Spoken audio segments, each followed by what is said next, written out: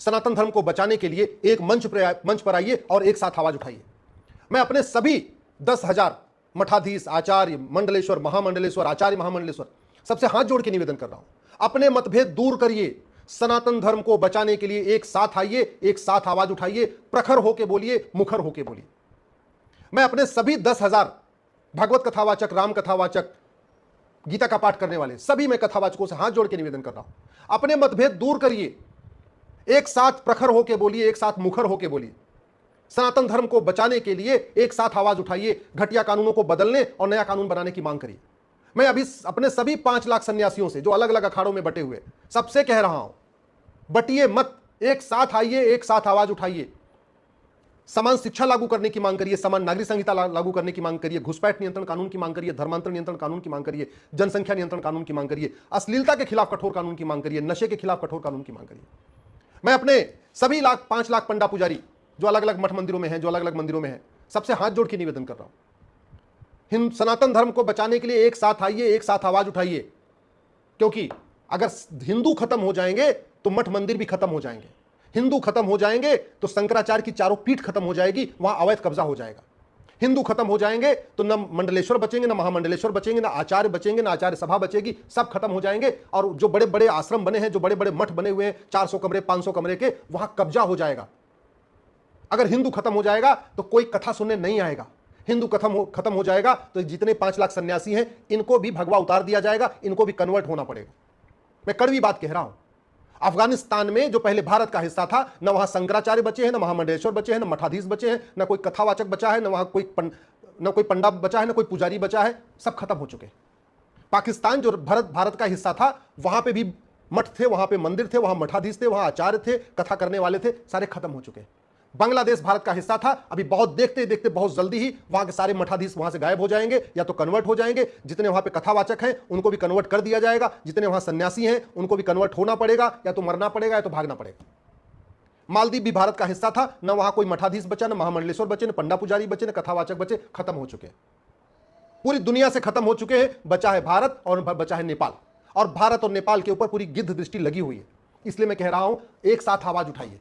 एक बात अच्छी तरीके से समझ लीजिए, पॉलिटिकल पार्टियों पे कोई फर्क नहीं पड़ेगा, पॉलिटिकल पार्टियां कभी खत्म नहीं होंगी। पाकिस्तान से हिंदू खत्म हो गए, पॉलिटिकल पार्टियां नहीं खत्म हुई, नाम बदल गया, दूसरी पार्टी आ गई वहां पे। अफगानिस्तान में हिंदू खत्म हो गए, पॉलिटिकल पार्टी नहीं खत्म हुई, इसलिए पॉलिटिकल पार्टियों के भरोसे मत बैठिए। बांग्लादेश में हिंदू खत्म हो जाएंगे, पॉलिटिकल पार्टी खत्म नहीं होगी, इसलिए पॉलिटिकल पार्टियों के भरोसे मत बैठिए।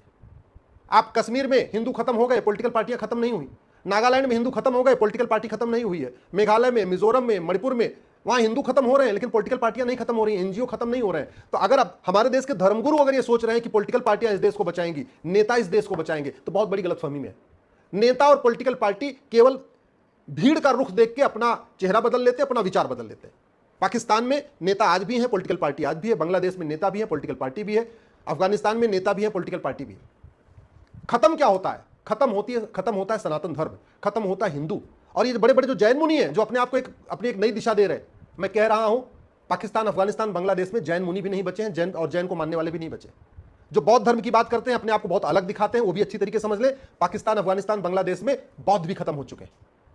जो अपने आप को जत्थेदार कहते हैं और अपने आप को कहते नहीं हमारा सिख पंथ बिल्कुल अलग है, हम तो हिंदू नहीं है, तो वो भी अच्छी तरीके समझ ले। पाकिस्तान, अफगानिस्तान, बांग्लादेश में सिख भी खत्म हो चुके। जिनको ब्राह्मण होने पे बड़ा गर्व है, अच्छी तरीके समझ ले, पाकिस्तान, अफगानिस्तान, बांग्लादेश में ब्राह्मण भी खत्म हो चुके। जिनको क्षत्रिय होने पे बड़ा गर्व है, अच्छी तरीके समझ ले, पाकिस्तान, अफगानिस्तान, बांग्लादेश में क्षत्रिय भी खत्म हो चुके। ये जो वैश्य और माहेश्वरी और जो अपने आप को बहुत, उनको अपना गर्व है कि मैं तो मारवाड़ी हूं, मैं तो वैश्य हूं, मैं तो ये अग्रवाल हूं, मैं तो इस समाज का हूं, अच्छी तरीके समझ ले, पाकिस्तान, अफगानिस्तान, बांग्लादेश में न वैश्य बचे, न मारवाड़ी बचे, न जैन बचे, सारे खत्म हो चुके, न अग्रवाल समाज के लोग बचे। जिनको लगता नहीं हम तो दलित हैं, हमको तो कुछ होगा नहीं, ये तो झगड़ा केवल ब्राह्मणों का है, अच्छी तरीके समझ लीजिए, पाकिस्तान, अफगानिस्तान, बांग्लादेश में कोई दलित नहीं बचा है, कश्मीर में कोई दलित नहीं बचा है, नागालैंड, मिजोरम, मेघालय की स्थिति आप देख रहे हैं। अगर आप जातियों में बटे रहेंगे, आप खत्म होंगे। अगर आप पंथ के आधार पर बटे रहेंगे, मैं हिंदू हूं, मैं जैन हूं, मैं बौद्ध हूं, सिख हूं, आपका खत्म होना तय है। जब तक आप एक मुट्ठी के तरीके सनातनी नहीं बनेंगे, आपका खत्म होना निश्चित है। और ये हिंदू धर्म को, सनातन धर्म को कोई नेता अभिनेता नहीं बचा पाएगा, कोई लेखक बुद्धिजीवी नहीं बचा पाएगा, कोई पत्रकार कलमकार नहीं बचा पाएगा। सनातन धर्म को अगर मजबूत करना है, एक ही तरीका है, भारत में कठोर कानून बनाया जाए, भारत के संविधान को भारतीयता के अनुरूप पढ़ा जाए, ये भारत का संविधान है तो भारत की संस्कृति की रक्षा के लिए है, भारत की परंपरा की रक्षा के लिए है, ये वसुधैव कुटुंबकम की भावना को की रक्षा के लिए है, ये सर्वमंगल मांगल्य की भावना की रक्षा के लिए है, ये नारी तू नारायणी की भावना की रक्षा के लिए है, ये यत्र नारस्ति पूज्यते रमन्ते तत्र देवता की रक्षा के लिए। ये किसी विदेशी मजहब, विदेशी पंथ उसकी रक्षा के लिए नहीं है, ये भारतीयता की रक्षा के लिए। तो जब भारतीयता की रक्षा के लिए है तो इसको आप उसी अनुरूप पढ़िए। मैं अपने सभी चारों शंकराचार्य से निवेदन कर रहा हूं, मैं अपने सभी 10,000 मठाधीश आचार्य मंडलेश्वर महामंडलेश्वर से निवेदन कर रहा हूं, मैं अपने सभी 10,000 कथावाचकों से निवेदन कर रहा हूं, मैं 5 लाख सन्यासियों से निवेदन कर रहा हूं, मैं 5 लाख मठ मंदिर के पुजारियों से और पंडों से निवेदन कर रहा हूं। एक साथ आइए, एक साथ उठिए, एक साथ बोलिए। अरे कुछ नहीं कर सकते तो कम से कम फेसबुक पे अपना अकाउंट बना लीजिए और फेसबुक पे 5,000 लोगों को जोड़ लीजिए और वहीं अपना वीडियो शेयर करिए। जब तक सब लोग इकट्ठे हो नहीं आ रहे हैं, एक जगह इकट्ठा नहीं हो पा रहे हैं, कोई बड़ी रैली नहीं कर पा रहे हैं, कम से कम अपना वीडियो तो शेयर करिए। 5-5 हजार लोगों को फेसबुक पे जोड़ लीजिए, वहीं अपना वीडियो शेयर करिए, वहीं अपनी बात कहिए, व्हाट्सएप पे अपनी बात कहिए, अपना वीडियो बना के व्हाट्सएप पे शेयर करिए, अपना वीडियो बना के अपने फेसबुक पे शेयर करिए, कुछ तो शेयर करिए।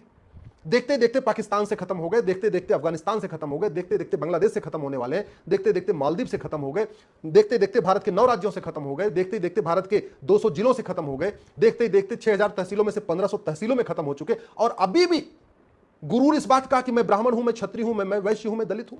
अभी भी इस बात का गुरूर कि नहीं मैं तो सिख हूं, मैं तो जैन हूं, मैं तो बौद्ध हूं, मैं तो ये हूं, मैं तो वो हूं। याद रखिए, आप सिख हो, चाहे जैन हो, चाहे बौद्ध हो, चाहे हिंदू, आप एक्चुअल में केवल काफिर हैं। आप ब्राह्मण हैं या क्षत्रिय हैं या वैश्य हैं या दलित, एक्चुअल में आप काफिर हैं। और काफिरों को कन्वर्ट करना ये ड्यूटी बनती है। क्यों? क्योंकि बड़ी स्वाभाविक सी बात है। कॉन्सेप्ट क्या है आपको पता ही है कि जब तक 51% नहीं हो जाएंगे तब तक कयामत की रात नहीं आएगी। एक रिलीजन कह रहा है जब तक 51% हो जाएंगे पूरी दुनिया में नहीं होंगे तब तक कयामत की रात नहीं आएगी। इसका मतलब क्या हुआ? दुनिया की आबादी 800 करोड़ है, तो जब तक 400 करोड़ नहीं हो जाएंगे तब तक कयामत की रात नहीं आएगी। जब तक कयामत की रात नहीं आएगी तब तक ये फैसला ही नहीं होगा कि कौन जन्नत में जाएगा, कौन जहन्नुम में जाएगा। तो उनकी पूरी कोशिश है कि जल्दी से जल्दी हम 50% से ज्यादा हो जाए। अगर दुनिया में 800 करोड़ लोग हैं तो हम जल्दी जल्दी 400 करोड़ हो जाए। दूसरा रिलीजन क्या कह रहा है कि जब तक हम 50% नहीं हो जाएंगे तब तक डे ऑफ जजमेंट नहीं आएगा।